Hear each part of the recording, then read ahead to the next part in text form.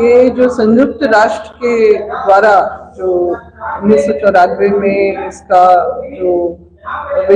विश्व भर के आदिवासियों के लिए एक विशेष दिन निर्गत किया गया है 9 अगस्त, तो हम लोग जो है पूरे विश्व में इस दिन को बड़े जो उत्साह से मनाया जाता है, अपनी बातों को रख के जो है उसको प्रदर्शित करते हुए किया जाता है। तो हमारे अपने झारखंड में भी हम लोग विगत कुछ वर्षों से जो है लगातार जो है आदिवासी अधिकार दिवस के रूप में इसको मनाते आए हैं, क्योंकि हमारे आज के भी परिप्रेक्ष्य में देखा जाए तो हमारी बहुत सारी ऐसी ज्वलंत समस्याएं और मुद्दे हैं जिसके लिए हम लोगों को लगातार उस पर बने रहना पड़ता है। और ये जो 9 अगस्त का दिन भी बहुत विशेष है हमारे लिए, तो इस दिन हम अपने उन्हीं सब ज्वलंत मुद्दों को लेके जो सड़क पे उतरेंगे। सिरमटोली स्थित जो केंद्रीय सरना स्थल है वहां से हमारा जो शुरुआत होगी जुलूस की,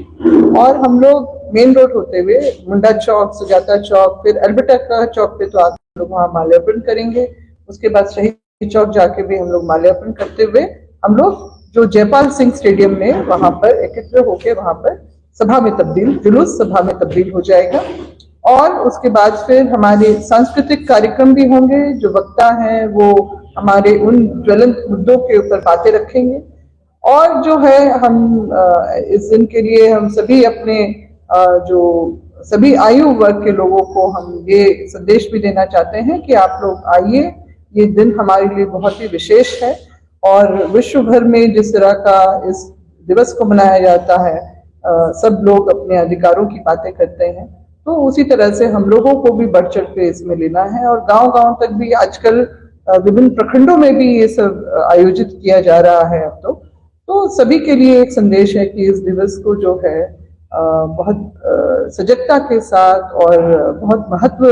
देते हुए इसको मनाने की जरूरत है। झांकियां वगैरह भी निश्चित रूप से झांकियां रहेंगी, और झांकियां भी उन मुद्दों से संबंधित ही रहेंगी। और जैसे आपका 15 अगस्त या 26 जनवरी को होता है, तो उसी तरह से हम लोगों का ये रहेगा कि हमारी जो मुख्य जो समस्याएं हैं, जो मुद्दे बन गए हैं, उनको लेके जो सिरमटोली आपका फ्लाईओवर का रैंप को हटाने की जो मांग हमने इस साल की शुरुआत से शुरू की थी, वो भले ही राज्य सरकार ने उसको पूरा कर दिया है, मगर वो हमारा जो है मुद्दा कभी भी खत्म नहीं होगा। क्योंकि कारण ये है कि सरना स्थल जो हमारी सामाजिक व्यवस्था का एक महत्वपूर्ण जो हमारा हिस्सा रहा है, उसी का अतिक्रमण, सरकारी अतिक्रमण करके रैंप को जो है आगे बढ़ाया गया है। तो ये हमारे लिए हमेशा ही ज्वलंत रहेगा। दूसरा जो हमारे इसी तरह से बेड़ो जो है वहां पर प्रखंड में जिस तरह से सरना स्थल को लेकर जो विवाद खड़ा किया गया है, तो हम उसका भी करेंगे कि सरकार और जो वहाँ की जनप्रतिनिधि, साथ ही साथ जो प्रशासन है वहां पर, इसमें जो है आदिवासी सामाजिक व्यवस्था को समझते हुए जो है उसका निराकरण निकाले, तुरंत घेराबंदी करके उसको सुरक्षित किया जाए। क्योंकि जब बातें होती हैं कि इसको थोड़ा सा इधर घसका दीजिए, उधर घसका दीजिए, तो ये बात स्पष्ट होनी चाहिए कि कभी भी उसका ना जगह बदली जा सकती है, कागज पे भी नहीं, और जो स्वाभाविक रूप से भी जमीनी स्तर पे भी। इसके अलावा लापुंग में भी जो हमारे लोगों का ऊपर जो नक्सली का लेवल, क्योंकि वो अपने हक अधिकार की बात कर रहे हैं अपनी जमीन के ऊपर, तो उसका भी हम लोग मुद्दा बनाएंगे। साथ ही साथ जो है हम लोगों का पेशा कानून जो 1996 में जो स्वतः लागू हो चुका है, नहीं 97 में लागू हो चुका है, और 5वीं अनुसूची का राज्य है झारखंड, आज भी 25वें साल में जो है अभी भी ऊहा-पोह की जो है स्थिति बनी हुई है।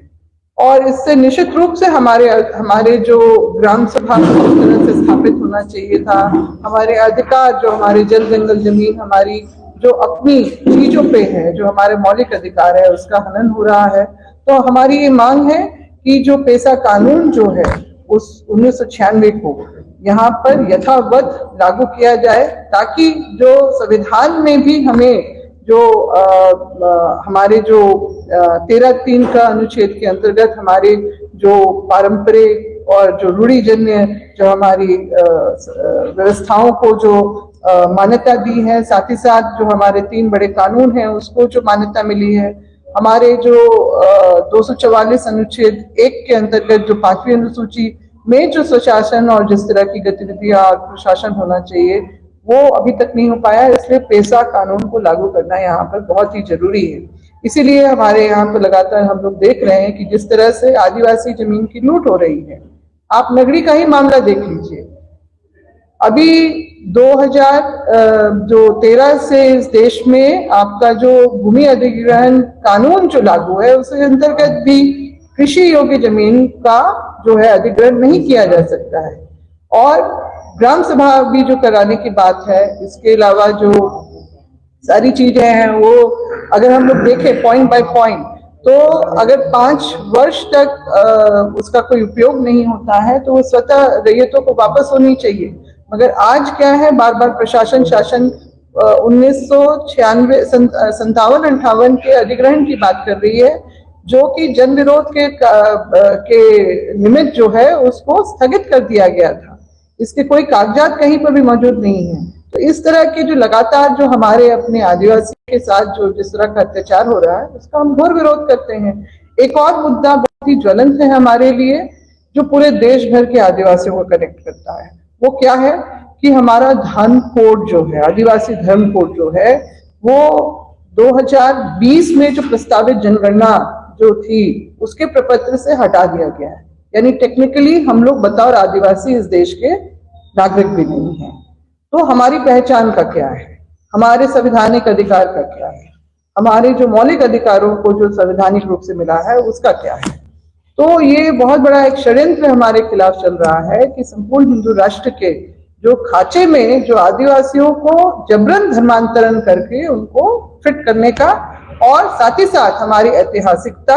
हमारी जो विरासत, हमारे जो संवैधानिक अधिकारों को एक झटके में खत्म करने की बात है। हम बार बार इसको जब 2020 से जब से ये उजागर हुआ है तब से हम लगातार इसकी मांग कर रहे हैं, मगर अभी भी केंद्र सरकार जो है इस पे कोई भी जो है अपनी जो है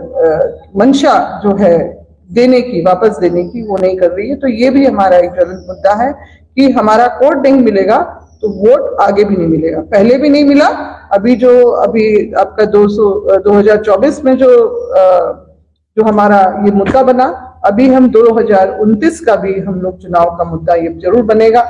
मगर हम चाहते हैं कि उससे पहले हमें ये कोड कॉलम वापस कर दिया जाए, ताकि जो जनगणना का काम जो प्रस्तावित है, अभी जातीय जनगणना की बात हो रही है, तो उसमें आदिवासी कहाँ पर है, किस जगह अपने आप को पाता है, इसलिए ये भी एक बहुत बड़ा जो है मुद्दा हमारे लिए बना हुआ है।